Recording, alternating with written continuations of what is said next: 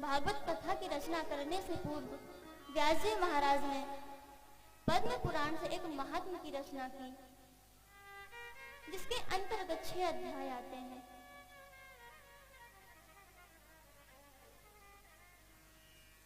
जिसके अंतर्गत लिखा है कि भागवत श्रवण करने से क्या क्या लाभ मिलते हैं।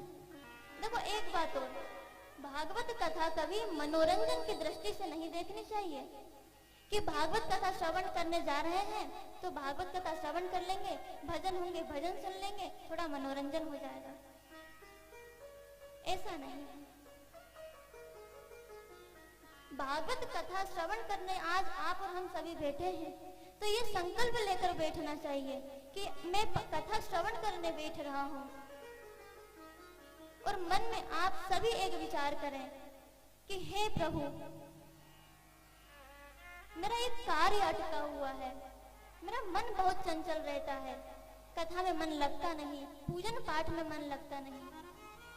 यदि एक कोई भी संकल्प करके आप कथा में विराजमान होंगे और 7 दिन तक निरंतर कथा का पान करेंगे, तो 8वें दिन में गारंटी से कहती हूँ कि 8वें दिन आपने जो विचार किया वो कार्य स्वतः ही हो जाएगा।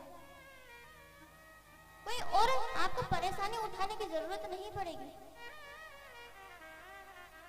हमें कोई भी काम करना पड़ता है तो किसी विशेष स्थान पर जाना होता है, लेकिन एक यह स्थान ऐसा है जहां पर मात्र मन में विचार कर लो कि हे प्रभु, मेरा यह कार्य संपन्न हो जाए, मैं नियम से कथा श्रवण करूंगा, आपके चरणों में अपने इस मन को समर्पित करूंगा,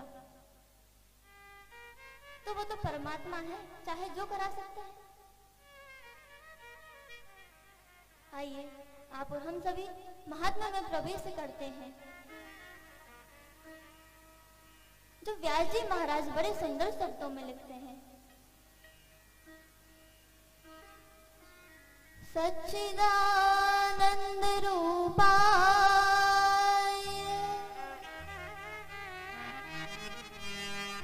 विश्वोत्पत्त्यादि हेतवे तापत्रय विनाशाय श्री कृष्णाय वयं नमः।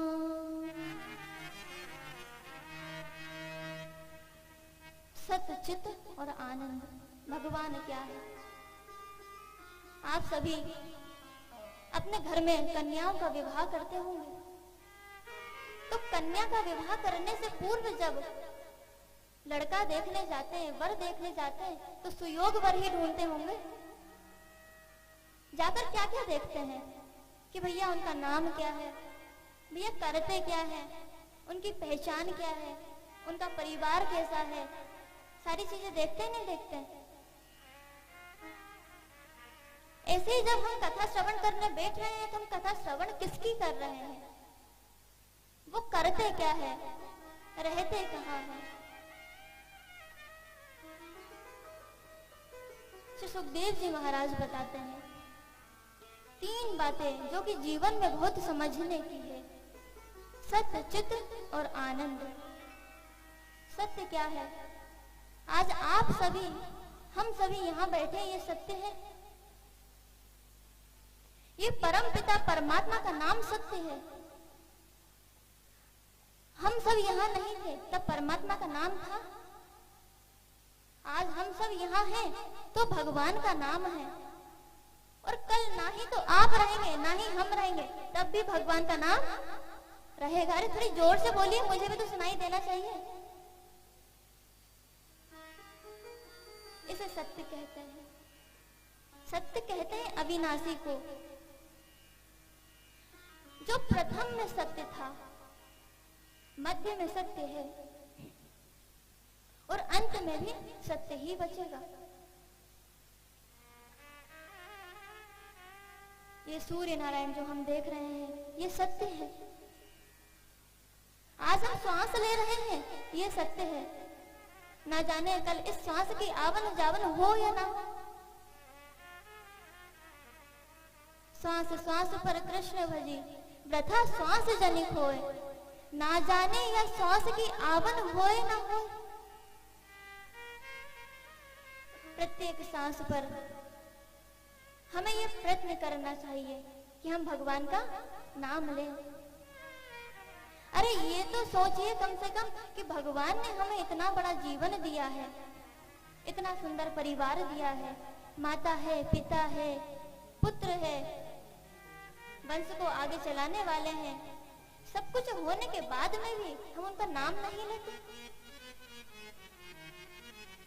भैया क्यों? उन्होंने नाम जब हमें नाम जपने को जिह्वा दी है तो हम उनका नाम क्यों नहीं ले? जब हमें जीवन दिया है तो उनका गुणगान क्यों नहीं करें? दूर नहीं चलते हैं, पास में ही जब हमारा कोई काम बहुत मुश्किल में पड़ा हो, हमारा कोई काम नहीं होता हो और उसी समय अचानक कोई अनजान व्यक्ति आकर यदि हमारी सहायता कर दे तो हम उसे जीवन भर याद रखते हैं या नहीं रखते? जब भगवान ने हमें इतना बड़ा जीवन दे दिया, इतना अमूल्य जीवन दे दिया जिसका कोई मोल ही नहीं है, इस शरीर को पाने के लिए देवता तक तरसते हैं। जब हमें ये शरीर मिला है, भजन करने को हमें मुख दिया है, तो हम भजन क्यों नहीं करते? हमें भजन करना चाहिए, भगवान का नाम लेना चाहिए, उन्हें दिन प्रतिदिन धन्यवाद देना चाहिए कि भगवान आपकी बड़ी कृपा कि आज का मेरा दिन, आज का भी पूरा दिन निकल गया। अब मैं विश्राम करने जा रहा हूँ, पता नहीं सुबह मेरी हो या ना हो। सुबह उठकर फिर प्रणाम करें कि भगवान मेरी रात भी बहुत अच्छे से निकाली आपने, ना जाने ये मेरा दिन पूरा हो या ना हो।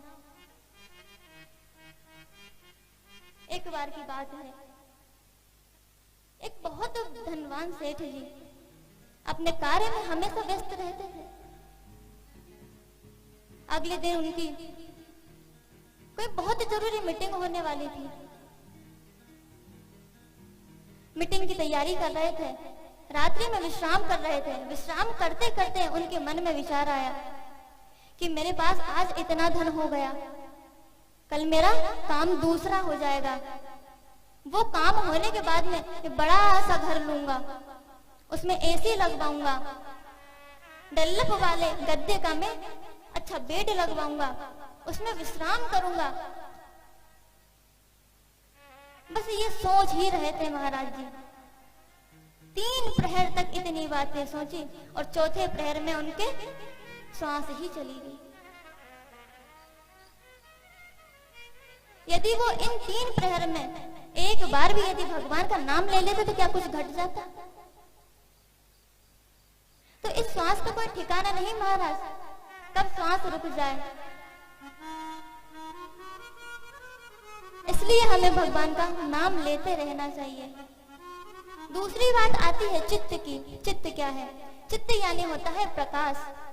जगत प्रकाश प्रकाशक राम। इस समस्त संसार में जो प्रकाश है, जब हमें कोई जरूरत होती है किसी किताब पढ़ने की या किसी दूसरा कार्य करने की, तो हम घर की लाइट चालू करते हैं कि हमें प्रकाश मिल जाए। लेकिन परम पिता परमात्मा की शक्ति तो देखिए, मात्र एक सूर्य नारायण को भेज रखा है जिससे समस्त संसार में प्रकाश हो जाता है। उन्हें कोई और प्रकाश की आवश्यकता नहीं है। तो इन सूर्य में जो प्रकाश दिया है वो भी परम पिता परमात्मा ने दिया है, और जो चंद्र में शालीनता दी है वो भी भगवान ने ही दी है।